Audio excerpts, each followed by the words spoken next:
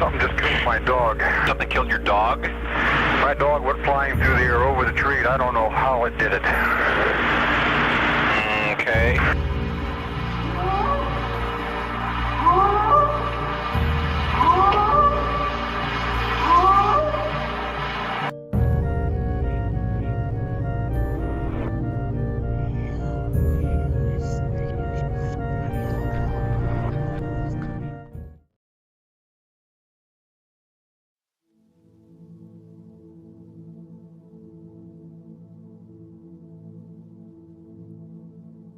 The Bauman Story.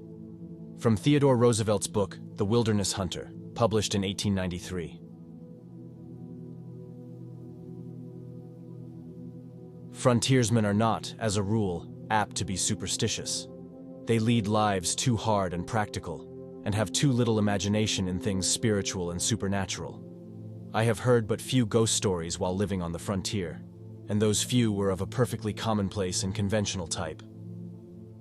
But I once listened to a goblin story, which rather impressed me, by a grizzled, weather-beaten old mountain hunter by the name of Bauman, who was born and had passed all his life on the frontier.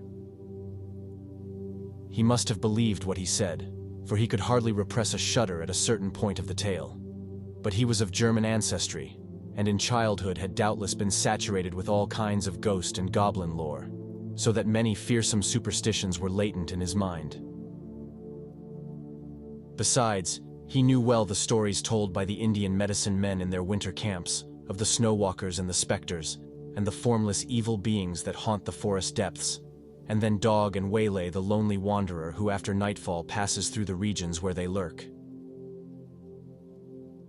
And it may be that when overcome by the horror of the fate that befell his friend, and when oppressed by the awful dread of the unknown, he grew to attribute, both at the time and still more in remembrance, weird elfin traits to what was merely some wicked and cunning wild beast. But whether this was so or not, no man can say. When the event occurred, Bauman was still a young man, and was trapping with a partner among the mountains dividing the forks of the Salmon from the head of the Wisdom River. Having had not much luck, he and his partner determined to go up into a particularly wild and lonely pass through which ran a small stream said to contain many beavers. The pass had an evil reputation because the year before, a solitary hunter who had wandered into it was slain, seemingly by a wild beast, the half-eaten remains being afterwards found by some mining prospectors who had passed his camp only the night before.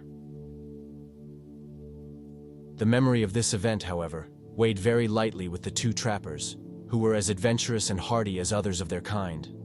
They took their two lean mountain ponies to the foot of the pass where they left them in an open beaver meadow, the rocky timber-clad ground being from there onward impractical for horses.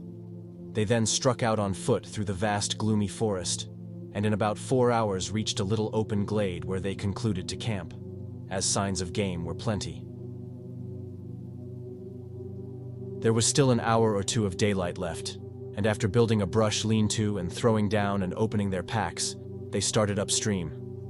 The country was very dense and hard to travel through, as there was much down timber, although here and there the somber woodland was broken by small glades of mountain grass. At dusk, they again reached camp.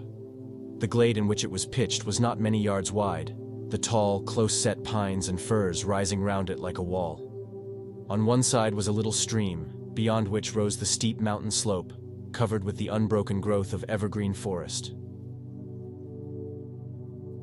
They were surprised to find that during their absence something, apparently a bear, had visited camp, and had rummaged about among their things, scattering the contents of their packs, and in sheer wantonness, destroying their lean-to. The footprints of the beast were quite plain, but at first they paid no particular heed to them, busying themselves with rebuilding the lean-to, laying out their beds and stores and lighting the fire. While Bowman was making ready supper, it being already dark, his companion began to examine the tracks more closely, and soon took a brand from the fire to follow them up, where the intruder had walked along a game trail after leaving the camp. When the brand flickered out, he returned and took another, repeating his inspection of the footprints very closely. Coming back to the fire, he stood by a minute or two, peering out into the darkness, and suddenly remarked, "Bowman, That bear has been walking on 2 legs." Bauman laughed at this, but his partner insisted that he was right, and upon again examining the tracks with a torch, they certainly did seem to be made by but 2 paws, or feet. However, it was too dark to make sure. After discussing whether the footprints could possibly be those of a human being, and coming to the conclusion that they could not be, the 2 men rolled up in their blankets and went to sleep under the lean-to. At midnight, Bauman was awakened by some noise and sat up in his blankets. As he did so, his nostrils were struck by a strong, wild beast odor, and he caught the loom of a great body in the darkness at the mouth of the lean-to. Grasping his rifle, he fired at the vague, threatening shadow, but must have missed, for immediately afterwards he heard the smashing of the underwood as the thing, whatever it was, rushed off into the impenetrable blackness of the forest and the night. After this, the men slept but little, sitting up by the rekindled fire, but they heard nothing more. In the morning, they started out to look at the few traps they had set the previous evening and put out new ones. By an unspoken agreement, they kept together all day and returned to camp towards evening. On nearing it, they saw, hardly to their astonishment, that the lean-to had again been torn down. The visitor of the preceding day had returned, and in wanton malice had tossed about their camp kit and bedding and destroyed the shanty. The ground was marked up by its tracks, and on leaving the camp it had gone along the soft earth by the brook. The footprints were as plain as if on snow, and, after a careful scrutiny of the trail, it certainly did seem as if, whatever the thing was, it had walked off on but 2 legs. The men, thoroughly uneasy, gathered a great heap of dead logs and kept up a roaring fire throughout the night, one or the other sitting on guard most of the time. About midnight, the thing came down through the forest opposite, across the brook, and stayed there on the hillside for nearly an hour. They could hear the branches crackle as it moved about, and several times it uttered a harsh, grating, long-drawn moan, a peculiar, sinister sound. Yet it did not venture near the fire.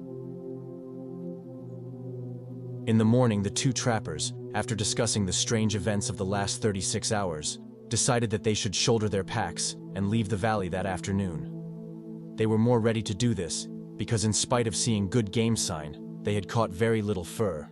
However, it was necessary first to go along the line of their traps and gather them, and this they started out to do. All the morning they kept together, picking up trap after trap, each one empty. On first leaving camp, they had the disagreeable sensation of being followed.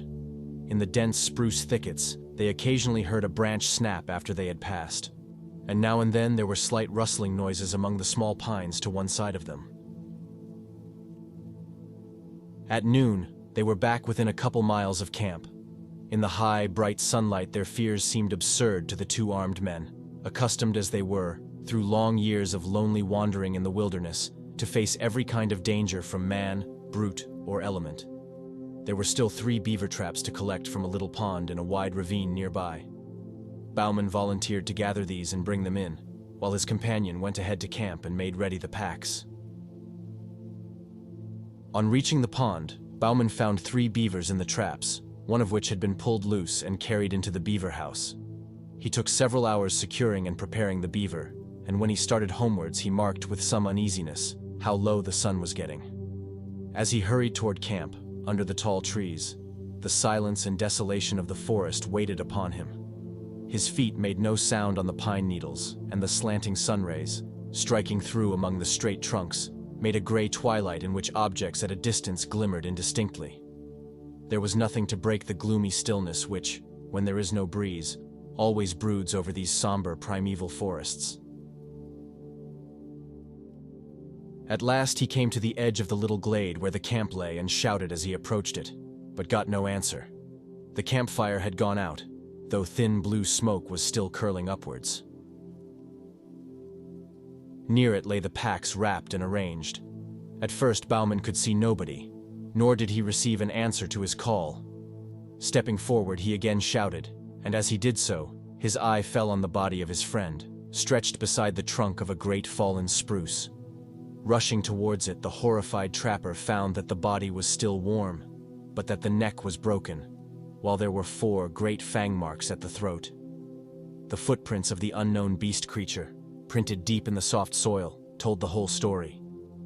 The unfortunate man, having finished his packing, had sat down on the spruce log with his face to the fire and his back to the dense woods to wait for his companion.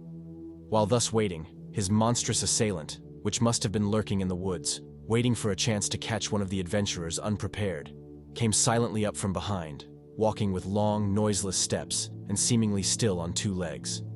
Evidently unheard, it reached the man and broke his neck by wrenching his head back with its forepaws, while it buried its teeth in his throat.